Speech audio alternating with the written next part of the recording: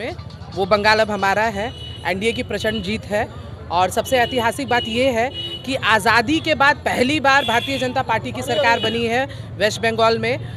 हम लोग इसलिए भी ज़्यादा खुश हैं क्योंकि जो अभी वर्तमान हमारे राष्ट्रीय अध्यक्ष हैं नितिन नवीन जी, वो भी इस पृष्ठभूमि से आते हैं और बंगाल की विजय में बिहार का एक बहुत बड़ा योगदान रहा।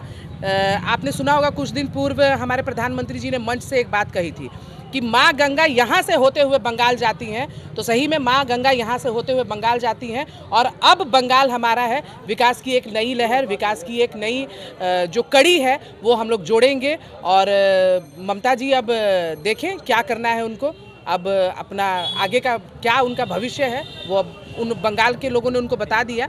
और विशेष रूप से मैं वहाँ की महिला बहनों को धन्यवाद देना चाहूँगी कि जो 33% का जो बिल लोकसभा में नहीं आ पाया, उसका विरोध उन्होंने दिखा दिया कि आप जो महिला हितैषी होने का बात कहते हैं केवल मंच पे से, वो सच्चाई नहीं है। आप महिला विरोधी हैं और उसका परिणाम आपको इस नतीजे के बाद देखने को मिल गया।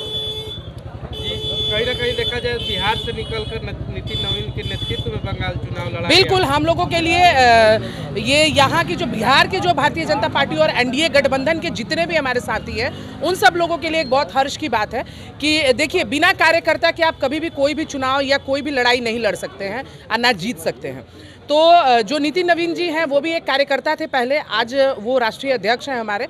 तो ये मैं पूरे अपने एनडीए परिवार को धन्यवाद देना चाहूँगी कि ये पूरे एनडीए परिवार का ही लगन है, मेहनत है, जिसका नतीजा आज हम लोग देखने को मिल रहा है और सभी लोग हम लोग बहुत उत्साहित हैं। काफ़ी संघर्ष रहा बंगाल में, कार्यकर्ताओं के संघर्ष भी देखने में, किस तरह के चुनाव को देखती हैं? बिल्कुल बहुत संघर्ष रहा। वहाँ की एक सांसद हैं, उनका नाम मेरे जहन से उतर रहा है जी, उन्होंने अभी कुछ दिन पहले उनका इंटरव्यू हम सुन रहे थे, वो कहती हैं कि हम लोग धरती पर रहते हैं, ज़मीन पर रहते हैं और राम राम कहने से कुछ नहीं होता है। राम राम कहने से क्या होता है ये आज उनको समझ में आया होगा। अपने जो उन्होंने इंटरव्यू दिया उसको फिर पुनः वो एक बार सुने।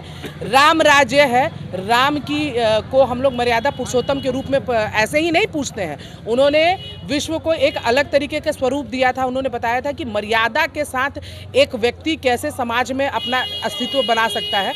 तो ये राम का राज है और हमने राम राज बंगाल में स्थापित कर दिया।